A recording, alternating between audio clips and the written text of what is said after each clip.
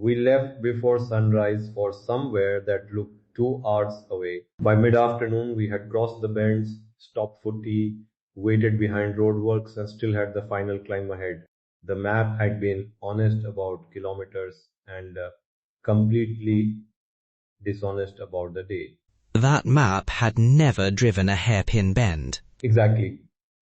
I'm Sharjeel, and this is Travel Diary.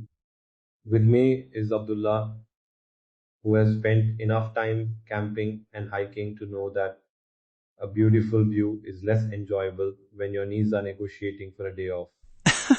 Fair description. Today we're making mountain itineraries feel adventurous, not frantic. And the trick begins with one question. What is the main experience? A proper hike, a campsite, a lake, or time in a village? Choose one thing the day must give you.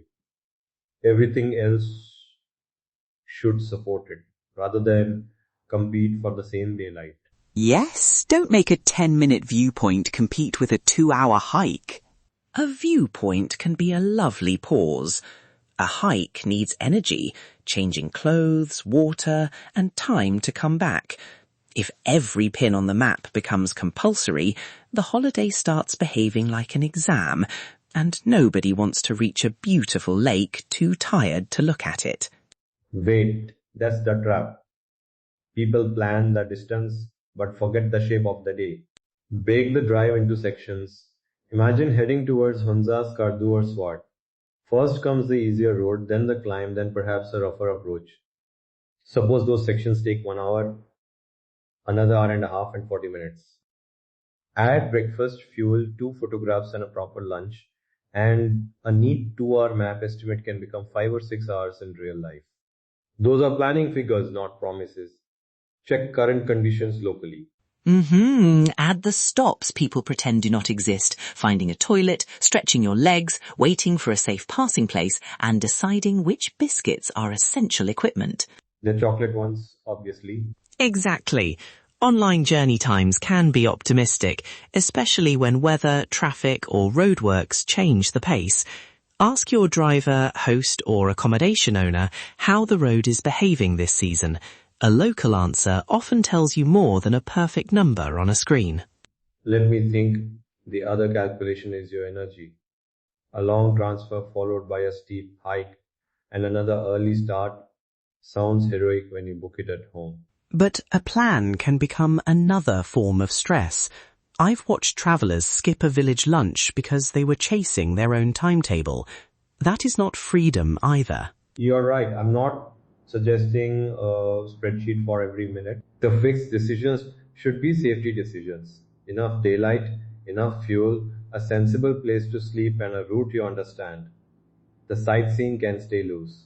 If the main plan is a demanding hike, keep the alternative meaningful.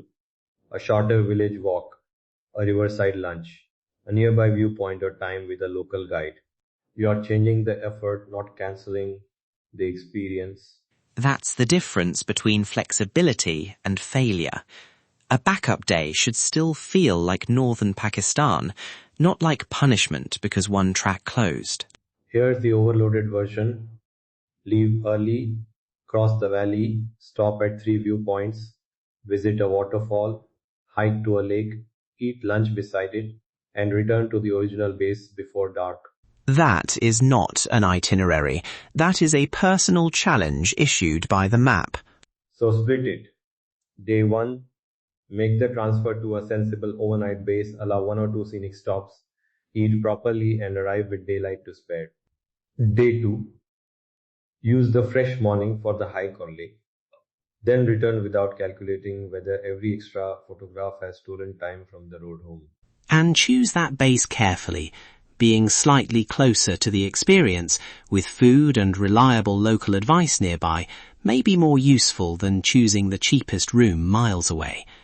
The best base gives you options when weather or energy changes. Before you confirm the day, ask 3 things. What is essential?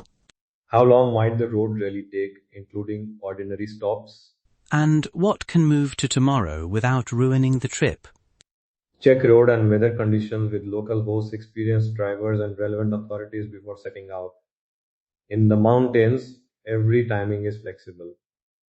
The reward for leaving space is that you can stop when the view deserves it, rather than driving past with your eyes on the clock.